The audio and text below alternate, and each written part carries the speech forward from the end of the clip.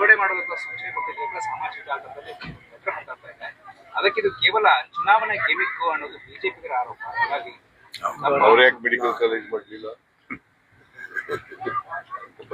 Gimmick ಅಂತ ಇದಾರಲ್ಲ, 4 ವರ್ಷ ಸರ್ಕಾರದಲ್ಲಿ ಇದ್ದಾರಲ್ಲ, ಅವ್ರು ಯಾಕೆ ಮೆಡಿಕಲ್ ಕಾಲೇಜ್ ಮಾಡಲಿಲ್ಲ? ಗಿಮಿಕ್ ಹೆಂಗಾಗುತ್ತೆ? ಈಗಾಗಲೇ ಟೆಂಡರ್ ಕರೆದಿದ್ದೀವಿ, ಏಜೆನ್ಸಿ ಫಿಕ್ಸ್ ಆಗದೆ, ಕೆಲಸ ಪ್ರಾರಂಭ ಆಗ್ಬೇಕು ಅಷ್ಟೇ. ಅದಕ್ಕೆ ಇವತ್ತು ಅಡಿಗಲ್ ಆಗ್ತಾ ಇದ್ದೀವಿ.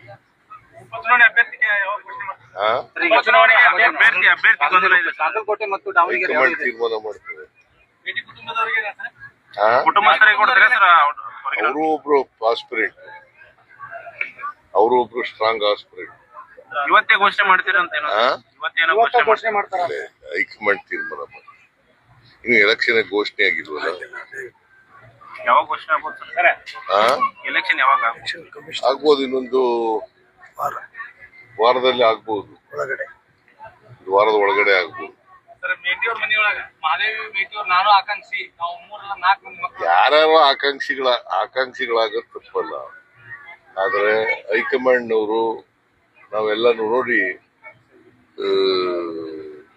ಕ್ಯಾಂಡಿಡೇಟ್ ಅನ್ನ ಶಿಫಾರಸ್ ಮಾಡ್ತೀವಿ.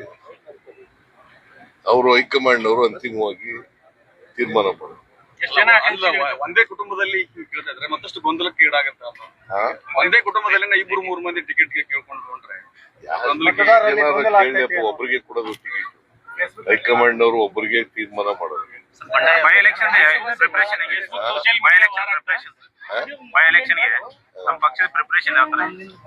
ಎಲ್ಲ ಪ್ರಿಪರೇಷನ್ ಎಲ್ಲ ಆಗಿದೆ.